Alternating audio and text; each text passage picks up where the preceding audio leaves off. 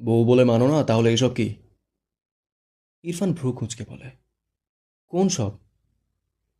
তারেক নেওয়াজ ছেলের উপর চরম বিরক্ত। ফোঁস করে শ্বাস ফেলে ইরফানের দিকে তাকিয়ে প্রশ্ন করে, তুমি মায়েরাকে মেনে নিয়েছো? ইরফান গম্ভীর গলায় বিরক্তি মাখা কণ্ঠে বলে, আমি কোনো বাচ্চা মেয়েকে আমার আশেপাশে দেখতে চাই না। তারেক নেওয়াজ রেগে যায় ইরফানের কথায়। কয়েক পা এপাশ ওপাশ করে ইরফানের দিকে খানিকটা এগিয়ে এসে ধমকে বলে, আমি তোমাকে ভালো ভেবেছিলাম, তুমি এসব কি করছো? মেয়েটাকে ইউজ করে দুদিন পর ডিভোর্স দিয়ে দেবে? ইরফান রেগে বলে, এখানে ডিভোর্সের কথা আসছে কোথা থেকে? তো আসবে না? তুমি তো মানছো না তাকে। রাত ভোর বাচ্চা মেয়েটাকে এভাবে ইউজ করতে একটুও বাঁধলো না তোমার? ইরফান অদ্ভুতভাবে তার বাবার দিকে চেয়ে আছে। কিসের ইউজের কথা বলছে? তাকে কি চরিত্রহীন ভাবছে কোনোভাবে? রেগে বলে, মাঝরাতে উঠে এসে ভুলভাল পদবি দিয়ে আমাকে রাগিও না বাবা, ঘুমাতে যাও। তারেক নেওয়া ছেলের কথায় বিস্ময় নিয়ে তাকালো। এই ছেলে তলে তলে সব করে এমন ভান করছে যেন ভাজা মাছ উল্টে খেতে জানে না। আমি ভুলভাল পদবি দিচ্ছি? শব্দ নিজের চোখেই দেখলাম। ইরফান কপালে দু আঙুলের সাহায্যে কয়েকবার স্লাইড করে, এরপর চোখ তুলে বাবার দিকে তাকিয়ে ভ্রু কুঁচকে বলে, কি দেখলে? তারেক নেওয়া ছেলের কথায় থতমত খেয়ে তাকায়। রেগে বলে, যা দেখালে তাই দেখলাম। ইরফান নিজের দিকে একবার তাকায়। উদাম শরীর, পরনে ট্রাউজার, বিরক্ত হয়ে বাবার দিকে তাকিয়ে বলল, শার্টলেস প্রথমবার দেখছো এমন তো নয়? তারেক নেওয়াজ রেগে বলল, আমি মায়েরার কথা বলছি। ইরফান হাত মুষ্টিবদ্ধ করে ফোঁস করে শ্বাস ফেলে। বাবার দিকে তাকিয়ে রেগে বলল, ওই স্টুপিডের নাম জপতে ইচ্ছে করলে প্লিজ নিজের ঘরে গিয়ে যাবো। তারেক নেওয়াজ দ্বিগুণ রেগে বলল, তোমাকে আমার ছেলে ভাবতেই অবাক লাগছে। ভুলেও ডিভোর্সের কথা ভেবো না। মায়েরা যদি দিন দিন বড় না হয়ে আরও ছোট হয়ে যায়, তবুও ওর সাথে তোমাকে থাকতে হবে, মাথায় রেখো। কথাটা বলে বিরক্ত হয়ে উল্টো ঘুরে চলে যায়। বিড়বিড় করে, অসভ্য ছেলে। ইরফান রেগে ঠাস করে তার ঘরের দরজা আটকে দেয়। রাগে শরীর রিরি করছে। কোমরে হাত দিয়ে বারবার এপাশ ওপাশ করে হাঁটতে লাগলো। ইচ্ছে করছে মেয়েটার দুগালে ঠাঁটিয়ে দুটো থাপ্পড় মারতে। ইরফানের এক ঘর পর জাহারা আর তার মা থাকে। ইরফানের ঘরে এত শব্দ ও মায়েরার চিৎকার শুনে জাহারা জাগা পেয়ে গিয়েছিল। জাহারার মা জাগা পায়নি। তিনি ঘুমের ওষুধ খেয়ে ঘুমান। কিন্তু জাহারা জাগা পেয়ে ঘরের দরজা খুললে মায়েরাকে ইরফানের ঘর থেকে বেরোতে দেখে। বেশ কিছুক্ষণ দাঁড়িয়ে রয় সেখানে। ইরফানের বাবা চলে যায়। ইরফান দরজা লাগিয়ে দেয়। জাহারা দরজার আড়ালে চুপ করে থম মেরে দাঁড়িয়ে থাকে। কখন যে চোখ থেকে পানি গড়িয়ে পড়েছে মেয়েটা বুঝতেই পারল না। ধীরে ধীরে ঘরের ভেতর গিয়ে দরজা লাগিয়ে দেয়। এরপর দরজা ঘেঁষে সেখানে হাঁটু মুড়ে বসে পড়ে। হাঁটুতে মাথা ঠেকিয়ে ফুঁপিয়ে ওঠে। তার মনে পড়ে সে যখন ক্লাস 10-এর টেস্টে ফেল করেছিল, তখন তার মা ভাই অনেক বকেছিল। তার খালা থেকে এই বাড়িতে এনে পরীক্ষার আগ পর্যন্ত এখানে রেখে দিয়েছিল। তাকে নিয়ম করে ইরফান ভাই পড়াতো। কি সুন্দর পড়ায় ইরফান ভাই। যাহারা ইরফানের পড়ানোয় মুগ্ধ হতো। ইরফান ভাই মাঝে মাঝে কাজের চাপে না পড়ালে যাহারার সেদিন ভালো যেত না। কি করে যাবে?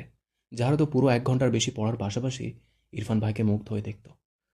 কাজ শেষে যখন ইরফান ভাই বলতো তার ঘরে যেতে পড়াবে বলে, তখন জাহারা নাচতে নাচতে হাজির হয়ে যেত। ইরফান ভাই প্রাইভেট পড়াতো না, খালার কথায় তাকে দেখিয়ে দিতে রাজি হয়েছিল। সেই যে জাহারার ছোট্ট দুনিয়ায় হঠাৎ ইরফান ভাই নামক এক বসন্ত এসে হাজির হলো। এরপর জাহারা এসএসসি দেয়। এইচএসসির পর দিন রাত এক করে অ্যাডমিশনের জন্য পড়েছে ইরফান ভাইয়ের ভার্সিটিতে চান্স নেওয়ার জন্য। গত বছর সেই ভার্সিটি চান্সও পেয়ে যায়। কিন্তু হঠাৎই তার গড়ে তোলা সব অনুভূতিতে এক ছোট একটা মেয়ে এসে থাবা বসালো। ইরফান ভাইকে কেড়ে নিল তার থেকে। যাহারা কাঁদতে কাঁদতে হেঁচকি উঠে গিয়েছে। মেয়েটা সমানে ফোঁপায়। বসা থেকে উঠে দৌড়ে ওয়াশরুমে গিয়ে দরজা আটকে দেয়। তার বড্ড কষ্ট হয় ইরফান ভাইয়ের পাশে অন্য কাউকে দেখলে। 3 বছর আগে যাকে মন দিয়ে বসে আছে, আজ হঠাৎ সে বউ নিয়ে সংসার করছে। যারা কি করে মানবে? ওয়াশরুমে বসে অনেকক্ষণ কাঁদল। এরপর চোখে মুখে পানি দিয়ে বাইরে বেরিয়ে আসে। মায়ের পাশে চুপচাপ শুয়ে পড়ে। চোখে ঘুম নেই, তার দম বন্ধ লাগছে। সারা রাত এপাশ ওপাশ করে কাটিয়ে দেয়। ফজরের আজান শুনে উঠে নামাজ পড়ে নেয়। এরপর আরও অনেকক্ষণ বসে বসে কাঁদে। জাহারার মা নামাজ শেষে ঘরের লাইট জ্বালিয়ে জাহারার দিকে তাকিয়ে আঁতকে ওঠেন। যারা বিছানার কোনায় চুপ করে বসে বসে নীরবে অশ্রু বিসর্জন দিচ্ছিল। সে তো কাঁদতে চায় না, কিন্তু কেন যে চোখ থেকে পানি গড়ায় এত। বারবার মনে পড়ছে ইরফান ভাইয়ার মায়েরা রাতে এক ঘরে ছিল। যাহার মা এগিয়ে এসে মেয়ের পাশে বসেন। যাহারা মায়ের দিকে তাকায় না। ভদ্রমহিলা যাহার মাথায় হাত বুলিয়ে বলে, কাঁদছিস কেন মা? যাহারা ফুঁপিয়ে ওঠে। আবারও কাঁদতে কাঁদতে হেঁচকি উঠে যায়। অসহায় কণ্ঠে বলে, ইরফান ভাইকে এনে দাও না মা। তুমি আর খালামণি যে বললে ইরফান ভাই আমাকে ভালোবাসবে, তোমাদের কথা তো মিলল না মা। জাহারার মা কি বলবেন বুঝলেন না। দীর্ঘশ্বাস ফেলে বলে, ইরফান তো বিয়েটা মেনে নেয়নি, একটু ধৈর্য ধর। জাহারা হঠাৎই রাগে কাঁদতে কাঁদতে চিৎকার করে বলে, ওরা একসাথে থাকতে শুরু করেছে, আমাকে আর কত ধৈর্য ধরতে বলো তুমি? আমি কিন্তু ইরফান ভাইয়ের পাশে কাউকে মানবো না, ওই মেয়েকে ছাড়বো না আমি। জাহারার মা মেয়ের দিকে অবাক হয়ে তাকালেন। মেয়েটা ইরফানকে পছন্দ করত, কিন্তু এতটা পজিটিভ তিনি বোঝেননি। জাহারাকে কিছু বলল না, চুপ করে পাশ থেকে উঠে ঘর থেকে বেরিয়ে যায়। রুমা নেওয়াজের ঘরে গিয়ে দেখেন তারেক নেওয়াজ আছে। তিনি তার বোন রুমা নেওয়াজকে ডাকলে তিনি ভেতর থেকে আসছি বললে জাহারার মা আবারও তার ঘরে চলে আসে। ওদিকে রুমা নেওয়াজ বোনের ডাকে উপরে আসেন। আপা, তুমি যে আমার মেয়েটাকে তোমার ছেলের জন্য নিতে চেয়েছিলে ভুলে গিয়েছো? রুমা নেওয়াজ দীর্ঘশ্বাস ফেলে বলেন, তোর দুলাভাই তো শুনলো না আমার কথা, কি করব বল? বিয়ে যেহেতু হয়েই গিয়েছে, এখন তো আর কিছু করার নেই। বিয়ে না হলে আমি জাহারাকে আমার ঘরের ছেলের বউ করে নিয়ে আসতাম। জাহারার মা মেয়ের দিকে তাকায় একবার। মেয়েটা কেঁপে কেঁপে উঠছে। তিনি তার বোনের হাত দুটো আগলে বলেন, আপা, আমি জানি তুমি আমাকে সেভাবে কথা দাওনি, আমি বেশি আশা করেছিলাম, কিন্তু আমার মেয়েটার দিকে একবার দেখো। বোনের কথায় রুমা নেওয়াজ ভ্রু কুঁচকে জাহারার দিকে তাকায়। এগিয়ে এসে জাহারার পাশে বসে জাহারার মাথা টেনে তোলে। জাহারা খালাকে দেখে খালার বুকে পড়ে কাঁদতে লাগে। রুমা নেওয়াজ বোধহয় অনেক কিছুই বুঝল। তিনি জাহারার ব্যাপার জানতেন না। তার বোন ইরফানকে মেয়ের জামাই হিসেবে চেয়েছিল। সে ইরফানের বাবার সাথে আলোচনা করতে চেয়েছিল এই নিয়ে, কিন্তু তার আগে ইরফানের বিয়ে হয়ে যায়। জাহারা খুব শান্তশিষ্ট একটা মেয়ে। ইরফান যেমন চুপচাপ স্বভাবের, জাহারা তেমনই শান্তশিষ্ট এবং ভদ্র একটা মেয়ে। রুমা নেওয়াজের জাহারাকে ভীষণ পছন্দ ছিল। অন্তত মায়ের চেয়ে তো হাজার গুণ ভালো মেয়ে জাহারা, কিন্তু তার তো কিছু করার নেই। জাহারার মা এগিয়ে এসে বলেন, আপা, ইরফান তো বিয়েটা মানে না, ওদের ডিভোর্স করিয়ে আমার মেয়েটার সাথে ইরফানকে বেঁধে দিলে হয় না আপা? রুমা নেওয়াজ জাহারার দিকে তাকালো। মেয়েটার মুখের অবস্থা করুন, কাঁদতে কাঁদতে নাজেহাল অবস্থা করে ফেলেছে। হাত বাড়িয়ে জাহারার চোখের পানি মুছিয়ে দিয়ে বলেন, কান্না করিস না মা, আমি দেখছি, কান্না থামা। জাহারা তার খালামণিকে আঁকড়ে শুধু ফোঁপায়, কিছু বলে না। ইরফান সকাল সকাল ঘর থেকে বেরিয়ে তার দরজার সামনে জাহারকে দেখে ভ্রু কুঁচকে তাকায়। জাহারা হাতে এক মগ ব্ল্যাক কফি নিয়ে দাঁড়িয়ে আছে। দ্রুত ইরফানের দিকে এগিয়ে দিলে ইরফান নিয়ে নেয়। সেটা নিতেই বেরোচ্ছিল। জাহারার থেকে কফির মগ নিয়ে উল্টো ঘুরে ও আবার জাহারার দিকে তাকিয়ে বলে, ভার্সিটি যাস না কেন? জাহারা মাথা নিচু করে আনমনে বলল, তুমি এটা খেয়াল করেছো ইরফান ভাই? ইরফান শুনতে না পেয়ে ভ্রু কুঁচকে বলে, হোয়াট? জাহারা থতমত খেয়ে বলে, না, মানে যাব। ইরফান আর কিছু না বলে ঘরের ভেতর চলে যায়। ইরফান, জাহারাকে তোমার সাথে নিয়ে যাও, একই ভার্সিটি তো। ইরফান ভার্সিটির উদ্দেশ্যে বেরোচ্ছিল। মায়ের কথায় পা থেমে যায়। হাত ঘড়িতে একবার সময় দেখে, এরপর গম্ভীর গলায় বলে, আমার কাজ আছে। জাহারা খাবার টেবিলে বসেছিল। ইরফানের কথা শুনে চোখের কোণে পানি জমে। খাওয়া থামিয়ে চুপ করে বসে থাকে। ইরফান কথাটা বলে ডাইনিং টেবিলে নজর পড়লে ভ্রু কুঁচকে তাকায়। কপাল জুড়ে বিরক্তির আভা ফুটে ওঠে। মায়েরা নুডলস কিছুটা বাচ্চাদের মতো করে মুখে নেয়। এরপর মুখের খাবার চিবোতে চিবোতে গালে হাত দিয়ে ইরফানের দিকে তাকায়। ইরফান তার দিকে তাকিয়ে আছে দেখে মায়েরা দ্রুত চোখ সরিয়ে খাবার প্লেটে দৃষ্টি ফিরিয়ে আনে। এদিক ওদিক দৃষ্টি ঘুরিয়ে অসহায় মুখ করে থাকে। আবার কি তাকে থাপ্পড় দেবে নাকি? কথাটা ভাবতেই বাম হাত গালে চলে যায়। সে কিন্তু আর মার খাবে না। চোখ তুলে আর চোখে আবার তাকালো ইরফানের দিকে। ইরফানের অমন তীক্ষ্ণ দৃষ্টি দেখে চোখ নামিয়ে হাতের কাঁটা চামচের দিকে তাকিয়ে বিড়বিড় করে, ইচ্ছে তো করেই হুতুম প্যাঁচের চোখ কানা করে দিই। ইরফান মায়ের দিকে তাকিয়েই বিড়বিড় করে, ইডিয়েট। এরপর গট গট পায়ে চলে যায়। ইরফান চলে গেলে মায়েরা স্বস্তির নিঃশ্বাস ফেলে। তার উল্টো পাশে বসা জাহারার দিকে তাকিয়ে হেসে বলে, আপু, তোমাকে নিয়ে যায়নি বলে মন খারাপ করো না, বাবাকে বললেই নিয়ে যাবে। জানোই তো এই লোকটা কেমন খাটাস। পিছন থেকে রুমা নেওয়াজ গম্ভীর গলায় বলে, কে খাটাস? মায়েরা অসহায় মুখ করে তাকায়। তার শাশুড়ি কোথা থেকে চলে আসে। নিজের ছেলের নামে সত্য কথা তো নিতে পারে না। আমতা আমতা করে বলে, আমি। রুমা নেওয়াজ মায়ের দিকে মনোযোগ দিল না। জাহারার পাশের চেয়ারে বসে বলে, নিজেকে একটু শক্ত করো মা। যারা মাথা নিচু করে থাকে। মায়েরা ভ্রু কুঁচকে চেয়ে আছে জাহারার দিকে। মেয়েটার মন খারাপ মনে হয়, কিন্তু কেন? মায়েরা মৃদু হেসে বলে, আপু, আমি আজ ইনায়াপুর কলেজে যাব, বাবা বলেছে নিয়ে যাব, তুমিও যাবে? তাহলে দেখবে মন ভালো হয়ে যাবে। বৃষ্টি হচ্ছে, বৃষ্টির শব্দ শুনতে পাচ্ছ তো তোমরা? জাহারার চোখে পানি টইটুম্বর। সেভাবেই চোখ তুলে শক্ত চোখে মায়ের দিকে তাকায়। জাহারার দৃষ্টি দেখে মায়েরা চুপসে যায়। ঢোক গিলে বলে, তুমি কি আমার উপর কোনো কারণে রেগে আছো আপু? তাহলে সরি। যারা আধ খাওয়া খাবার রেখে উঠে দাঁড়ায়। কোনো দিকে না তাকিয়ে তার ঘরের দিকে যেতে থাকে। রুমা নেওয়াজ পিছু ডাকে, খাবারটুকু শেষ করে যেতে বলে। যারা ঘরের দিকে যেতে যেতে ভাঙা গলায় বলে, খালামণি জোর করো না প্লিজ, ভালো লাগছে না। রুমা নেওয়াজ দীর্ঘশ্বাস ফেললেন। মায়েরা কিছুই বুঝল না, বোকা চোখে শুধু দেখল। রুমা নেওয়াজ মায়েরার দিকে বেশ কিছুক্ষণ চেয়ে রইল। সব কিছু কেমন যেন খাপছাড়া লাগছে তার। ভাবনার মাঝেই জাহারা রেডি হয়ে ব্যাগ হাতে নিচে নেমে আসে। রুমা নেওয়াজ জাহারাকে দেখে এগিয়ে গিয়ে বলেন, জাহারা মা, এভাবে চলে যাচ্ছিস কেন? জাহিদ পিছনে দাঁড়িয়ে বলে, খালামণি দেখো তো এর কি হয়েছে, আমাকে টেনে আনলো, বলে ওকে এক্ষুনি বাসায় রেখে আসতে হবে। রুমা নেওয়াজ জাহারার মাথায় হাত বুলিয়ে পড়ল, এমন করিস না মা, আর কয়েকটা দিন থেকে যা। যারা বাহাতে চোখ মুছে ভাইয়ের হাত ধরে বলে, আমি আর এখানে থাকতে পারবো না খালামণি, জোর করো না। ইনায়া তার ঘর থেকে বেরিয়ে এসে জাহারাকে দেখে অবাক হয়ে বলে, আপু তোমরা যেবার 7 দিন থাকবে বললে, প্লিজ আপু থেকে যাও। যারা বিরক্ত হয়ে ইনার দিকে তাকিয়ে বলে, আমাকে দিয়ে কি করবি, ভাবি তো পেয়ে গিয়েছিস, আমাকে দিয়ে কি এখন? ইনায়া অবাক হয়ে তাকালো জাহারার দিকে।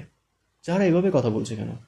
জাহিদ জাহারার মাথায় টোকা দিয়ে বলে, এভাবে কথা বলছিস কেন, ইনায়া তো ভালোবেসে বলছে। জাহারা কিছুই বলল না, একা একাই বেরিয়ে যেতে লাগলো। রুমা নেওয়াজ জোর করে জাহারার হাত থেকে ব্যাগ ছাড়িয়ে নিয়ে বলল, আমার কথা শুনবি না তুই, আমি তোর কেউ নই। জাহারা মাথা নিচু করে আছে, চোখের কোণে পানি। জাহিদ তার বোনের ব্যাপার বুঝল না। খালামণি যেহেতু একে আটকেছে, আজ আর যেতে দেবে না। রুমা নেওয়াজ জাহারাকে নিয়ে তার ঘরের দিকে যান। জাহিদ পাশ কাটিয়ে মায়েরার পাশের চেয়ারে গিয়ে বসে বলে, হাই কিউটি ভাই, শুনতে পাচ্ছ কত জোরে বৃষ্টি হচ্ছে, কিন্তু আমি পড়া থামাবো না। মায়েরা খাবার খাওয়া রেখে জাহারাদের কাহিনী দেখছিল। পাশ থেকে জাহিদের কথা শুনে মৃদু হেসে বলে, আমার নাম মায়েরা। জাহিদ হেসে বলে, তুমি ভীষণ কিউট, তাই এই নাম দিয়েছি বুঝলে। মায়েরা কিছু বলল না। জাহিদ আবারও বলে, নুডলস তোমার এত ফেভারিট, এতগুলো খেতে পারবে? মায়েরা হেসে বলল, আমার সবই ফেভারিট, শুধু করলা একটু বেশি। জাহিদ অবাক হয়ে বলল, সিরিয়াসলি, করলা, ইয়াক। জাহিদের নাক ছিটকানো মায়েরার পছন্দ হলো না। তার এত স্বাদের খাবারটাই সবাই এমন করে কেন, ভাল লাগে না। দরজা থেকে ইরফানের গম্ভীর স্বরে শক্ত কণ্ঠ ভেসে আসে, জাহিদ। মায়েরা জাহিদ ইনায়া তিনজনই দরজার দিকে তাকায়। জাহিদ ঢোক গেল। কাল সারাদিন কাপড় আয়রনের দোকানে কেটেছে, আজ আবার কি? মায়েরা বিরক্ত হয়ে তাকিয়ে আছে ইরফানের দিকে। এই লোক তো চলে গেল, আবার কোথা থেকে উদয় হলো? জাহিদ হেসে বলে, হ্যাঁ ইরফান ভাই বলো। এসো। জাহিদ কাঁদো কাঁদো মুখ করে বলে, কোথায়? ইরফান মায়েরার দিকে তীক্ষ্ণ চোখে তাকায়, মনে হচ্ছে আসবে আর টুক করে মায়েরাকে গিলে খাবে। মায়েরা ভীত চোখে ইরফানের দিকে চেয়ে আছে। সে কি করেছে? এই লোক এভাবে তাকিয়ে আছে কেন? মাথা নিচু করে নিজের দিকে তাকালো। এক পা ভাঁজ করে চেয়ারের উপরে উঠিয়ে আরেক পা ঝুলিয়ে বসেছে। ইরফানের দিকে তাকিয়ে পা নামিয়ে সুন্দর মতো ভদ্রভাবে বসল। ঠিকঠাক হয়ে বসার সময় জাহিদের গায়ের সাথে গা লাগে। মায়েরা জাহিদের দিকে তাকিয়ে অপ্রস্তুত হয়ে বলেন, সরি ভাইয়া। জাহিদ মৃদু হেসে বলে, ইটস ওকে কিউটি ভাই। মায়েরা ইরফানের দিকে তাকালে দেখলো ইরফান ক্ষোভের দৃষ্টিতে তার দিকেই চেয়ে দ্রুত পায়ে এদিকে আসছে। মায়েরা ভয়ে দ্রুত চেয়ার থেকে উঠে দাঁড়ায়। তার মনে হচ্ছে ইরফান তাকে তুলে আছাড়া মারতেই এদিকে আসছে। গতি দেখে তো তাই মনে হচ্ছে। মায়েরা দৌড়ে জাহিদের পিছনে গিয়ে দাঁড়িয়ে বলে, আমাকে বাঁচাও কেউ। জাহিদ আর ইনায়া বুঝল না মায়েরার কাণ্ড। তার ভাই বা এভাবে আসছে কেন? ইরফান চোখের পলকে মায়েরার কাছে আসে। মায়েরা নিচু হয়ে টেবিলের নিচে ঢুকতে গেলে ইরফান মায়েরার হাত শক্ত করে চেপে ধরে। মায়েরা কাঁচুমাচু হয়ে অসহায় চোখে ইরফানের দিকে তাকায়। কাঁদো কাঁদো মুখ করে বলে, দেখুন আমি তো বলেছি আপনার চুল আর কাটবো না, ছেড়ে দিন আমায়। ইরফান রেগে বলে, আচ্ছা। মায়েরার মনে পড়ে সে লাস্টে বলেছিল কেটেই ছাড়বে। ভাবনার মাঝেই ইরফান মায়েরাকে টেনে নিয়ে যেতে থাকে মায়েরার ঘরের দিকে। মায়েরা এক প্রকার দৌড়াচ্ছে, হাত ছাড়ানোর চেষ্টা করে আর বলতে থাকে, ছাড়ুন আল্লাহ, কোথায় নিয়ে যাচ্ছেন আমায়? লাস্ট কথা তুলে নিলাম, এখন ছাড়ুন আমায়। ইনা জাহিদ কিছুই বুঝল না। পিছন থেকে জাহিদ বলে, ইরফান ভাই কী করছো? ছাড়ো কিউটি ভাইকে, ব্যথা পাচ্ছে তো। ইরফান সাথে সাথে উল্টো ঘুরে জ্বলন্ত চোখে জাহিদের দিকে তাকায়। জাহিদ ইরফানের অমন চাহনি দেখে আমতা আমতা করে বলে, না মানে নিয়ে যাও, তোমারই তো বউ, নিয়ে যাও। ইরফান আগের চেয়েও শক্ত হাতে মায়েরার হাত চেপে মায়েরার ঘরের দরজার সামনে থেকে মায়েরাকে ভেতরে ধাক্কা দেয়। মায়েরা কয়েক পা পিছিয়ে যায়। হাতটা উল্টে পাল্টে দেখে লাল হয়ে গিয়েছে। অপর হাতে হাতটা একটু গুলালো। ইরফান ঘরের ভেতরে এসে ঠাস করে দরজা লাগিয়ে লক করে দেয়। মায়েরা চোখ বড় বড় করে তাকায় ইরফানের দিকে। ভীত স্বরে কাঁপা কণ্ঠে বলে, কি করেছি আমি? বললাম তো আপনার চুল কাটবো না। ইরফান মায়েরার দিকে এগিয়ে আসলে মায়েরা কাচুমাচু হয়ে কয়েক পা পিছিয়ে যায়। ইরফান গম্ভীর গলায় বলে, কিন্তু আমি তোমার চুল কাটবো, মায়েরা চোখ বড় বড় করে বলে, না প্লিজ, আমি অনেক কষ্ট করে চুল বড় করেছি, এগুলো আমার চুল, কাটবেন না একদম, ভালো হবে না বলে দিচ্ছি। ইরফান মায়েরার দিকে আরও খানিকটা এগিয়ে আসলে মায়েরা ভয়ে তার দুগালে হাত দেয়, কান্নামাখা গলায় বলে, একদম মারবেন না বলে দিচ্ছি, আমার গাল সরকারি নয়, বুঝেছেন? ইরফান হঠাৎই মায়েরার গলা থেকে ওড়না টান দিয়ে নিয়ে নেয়। মায়েরা লজ্জায় রাগে চেঁচিয়ে বলে, আরে আরে, আমার ওড়না, আমার ওড়না দিন। ইরফান গম্ভীর মুখাবয়বে মায়েরার ওড়না ডান হাতে পেঁচিয়ে দাঁতে দাঁত চেপে বলে, যে ওড়না মাথায় থাকে না সে ওড়না তোমার লাগবে না, এভাবেই থাকো। মায়েরা খেতে দিয়েছে প্রায়। এই লোকটা এমন কেন? তাকে বউ বলে মানে না, শুধু তার ইজ্জতে হাত দিতে আসে, বেয়াদব লোক। বিড়বিড় করে বলে মায়েরা। খোপা খুলে দিয়ে চুলগুলো সামনে নিয়ে আসে, মাথা নিচু করে দাঁড়িয়ে থাকে। দম বন্ধ লাগছে তার, একদম গা ঘেঁষে দাঁড়িয়ে আছে। মায়েরা মাথা উঁচু করে রেখে বলে, সরবেন নাকি কোলে উঠবেন? অসহ্য লোক একটা। ইরফান দাঁতে দাঁত চেপে বাঁ হাতে মায়েরার মাথার পিছনের এক গোছা চুল মুঠো করে ধরে। মায়েরা মৃদু আর্তনাদ করে ওঠে। আহ, ছাড়ুন, লাগছে আমার। ইরফান তীক্ষ্ণ চোখে মায়েরার মুখের দিকে চেয়ে থাকে, হাত কিছুটা শিথিল করে, তবে ছাড়ে না। দাঁতে দাঁত পিষে ধমকের স্বরে বলে, যদি এই ঘর থেকে বেরিয়েছ, আই সয়ার, তোমার মাথার একটা চুলও থাকবে না। কথাটা বলে মৃদু ধাক্কা দেয়। মায়েরা বিছানার উপর উপুর হয়ে পড়ে যায়। ইরফান হাতের ওড়না মায়েরার দিকে ছুঁড়ে মেরে গট গট পায়ে এগিয়ে দরজা খুলে বাইরে বেরিয়ে ঠাস করে দরজা লাগিয়ে দেয়। মায়েরা কেঁপে ওঠে, নিজের উপর পড়ে থাকা ওড়না নিয়ে নিজেকে ঢেকে নেয়। খাবার সময় হয়তো মাথা থেকে ওড়না পড়ে গিয়েছিল, বুঝতে পারেনি। আর এই লোক তাকে মানবে না, আবার স্বামীগিরি দেখাতে আসে। ভাবনা রেখে ধীর পায়ে দরজা খুলতে গেল। ওই লোকের কথা শুনে সে ঘরবন্দি হয়ে বসে থাকবে? অসহ্যকর লোক একটা। কিন্তু দরজা তো খোলে না, বুঝলো লক হয়ে গিয়েছে। এবার ওপাশ থেকে চাবি দিয়ে খুলতে হবে। রাগে দরজা একটা লাথি দিলে নিজেই ব্যথা পেয়ে পা ধরে বসে পড়ে। এত রাগ লাগছে, তার অর্ধেক নুডলস ওখানে পড়ে আছে, পেটটাও ভরেনি। বিড়বিড় করে, এত খাবিস মানুষ জীবনে দেখিনি। চেয়েছিলাম চুল সাইজ করব, এখন মনে হচ্ছে একটা চুলও রাখবো না। আমাকে একটু শান্তি করে খেতেও দেয় না, খাবিস লোক একটা। আবার তাকে ঘরবন্দি করে পায়তারা করছে। এমনিতেই গ্রাম থেকে এসে এখানে বিরক্ত লাগে, এখন ঘর থেকে বেরোতে দেবে না। শখ কত, সে বেরোবে, 100 বার বেরোবে। ইরফান ঘর থেকে বেরিয়ে জাহিদের কাছে দাঁড়িয়ে বলে, এসো। ইনা আর জাহিদ দুজনেই হাঁ করে চেয়েছিল মায়েরার ঘরের দরজার দিকে। ইনা সবচেয়ে বেশি অবাক হলো, তার ভাই করছেটা কি? সব মাথার উপর দিয়ে যাচ্ছে। জাহিদ সব অবাকতা রেখে চেয়ারে বসে বলে, খেয়ে নেই ফাস্ট। জাহিদ 2 মিনিটে কিছুটা নুডলস খেয়ে নেয়। সে পরিকল্পনা করছে এই কাজ করেই সে এই বাড়ি থেকে চলে যাবে। কী রে বাবা, বেড়াতে এসে শুধু কাজ করতে হচ্ছে, এর চেয়ে নিজের বাড়ি গিয়ে শুয়ে ঘুম পাড়ুক, সেটাই ভালো। এরপর পানি খেয়ে ঘরের দিকে যেতে নিলে ইরফান ভ্রু কুঁচকে বলে, কোথায় যাচ্ছ? জাহিদ ইনোসেন্ট ফেস বানিয়ে বলল, চেঞ্জ করে আসি। লাগবে না। জাহিদ নিজের দিকে তাকালো, ট্রাউজার পরে বাইরে যাবে? টি শার্টও কেমন যেন। অতপর জিজ্ঞেস করে, আজ কী কাজ করতে হবে? বাগান ক্লিন। জাহিদ চোখ বড় বড় করে বলে, কি লেবার হবো আমি? ইরফান বিরক্ত হয়ে বলে, এসো, তোমাকে দেখিয়ে দিয়ে বেরোবো, আমার লেট হচ্ছে। ইনায়া তার ভাইয়ের দিকে চেয়ে আছে। হয়েছেটা কি ইরফানের? ইনায়া বুঝলো না। গতকাল নাকি সব প্যান্ট শার্ট জাহিদ ভাই বেচারাকে দিয়ে আয়রন করিয়ে এনেছে, আজ সোজা লেবার। জাহিদের পা ছড়িয়ে কাঁদতে ইচ্ছে করছে। বড় ভাইয়ের মুখের উপর নাও করা যায় না। জাহিদ একটু ভেবে বলল, আমার হাতে লেবার আছে ইরফান ভাই, কল করলে 2 মিনিটে চলে আসবে, তুমি নিশ্চিতে যাও। ইরফান জাহিদের হাত টেনে বাইরে যেতে যেতে বলল, তোমার হাতেই বাগান ক্লিন করাতে ইচ্ছে করছে, ওরা কাজে ফাঁকি দেয়, তুমি দেবে না। জাহিদ মনে মনে সিদ্ধান্ত নিল এই বাগান ক্লিন করে সে আর এই বাড়িতে ঢুকবে না, ওই দিক দিয়েই সোজা তার বাড়িতে চলে যাবে। এসব কি হচ্ছে তার সাথে? আমতা আমতা করে বলে, বলছি ইরফান ভাই, রহমত চাচা তো কাজে ফাঁকি দেয় না, তাকে দিয়ে করালে হয় না? ইরফান জাহিদের দিকে তাকিয়ে গম্ভীর গলায় বলে, তোমার হাতের ছোঁয়া আমার বাগানে থাকুক, আমি সেটাই চাইছি, গো। জাহিদ এত অদ্ভুতভাবে তাকালো ইরফানের দিকে, সে দৃষ্টির মানে এই দুনিয়ায় কেউ বোধহয় বুঝবে না। দৃষ্টি ঘুরিয়ে নিজের হাত উঠিয়ে একবার দেখল, তার হাতে কি কোনোভাবে হীরা অথবা সোনা লেগে আছে? ইরফান উল্টো ঘুরে তার গাড়ির দিকে যেতে যেতে আবারও গম্ভীর গলায় বলে, ভুলেও কাজে ফাঁকি দিয়ে বাড়ির ভেতর যাওয়ার ট্রাই করো না, সব খবর থাকবে আমার কাছে, আমার কথার এদিক ওদিক হলে পানিশমেন্ট পাবে, নিজের বাড়িতে গিয়ে লুকিয়ে থাকলেও। জাহিদ সিদ্ধান্ত নিয়েই নিয়েছে, সে এই কাজ করে এভাবে ফকির কামলা যাই লাগুক সেই বেশেই সোজা তার বাড়িতে চলে যাবে, আর এখানে নয়। ইরফান ভাইয়ের কিছু হয়েছে, যার শিকার সে হচ্ছে। আগে তো কখনো এমন করেনি। যাই হোক, জাহিদ বিড়বিড় করল, কাজ শেষে আর এক মুহূর্ত এখানে নয়। আমার বাড়ি আমারে সেথায় যাইতে কয়, যেখানে কাজবিহীন শুধু আরাম বিরাম রয়। কাজের বিরহে কবিতা বলার বৃথা চেষ্টা করলো ছেলেটা।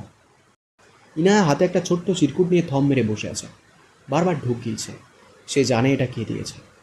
এই লোক হঠাৎ কোথায় থেকে উদয় হলো? চিন্তায় তার মাথা ফেটে যাচ্ছে। কলেজ থেকে ফেরার সময় তার সমান বা তার চেয়ে কিছুটা বড় এক মেয়ে তার হাতে একটা বক্স ধরিয়ে দেয়। ইনায়া তার রুমে এসে বক্স খুলে ভেতরে অনেকগুলো বিভিন্ন রকমের চকলেট পায়, সাথে একটা চিরকুট যেখানে লেখা, you are my little queen, I am back. বৃষ্টির মধ্যে তাহলে শুনতে হলো তোমাদেরকে। বুঝতে পারছি অনেকটা খারাপ লেগেছে হয়তো, তবে আমি থামিনি, কারণ বৃষ্টি থামার অপেক্ষা করতে গেলে আবার কুকুর ডাকে, বিশাল সমস্যা। হ্যাঁ মানে সত্যি মাঝে মাঝে মনে হয় আবার আমি যখনই শুরু করব ওরা ডাকা শুরু করে, এরকমটাও হয়। তো যাই হোক, পরবর্তী পর্বগুলো খুব তাড়াতাড়ি নিয়ে আসার চেষ্টা করব। তোমরা ভালো থেকো, সুস্থ থেকো। Love you, thank you so much.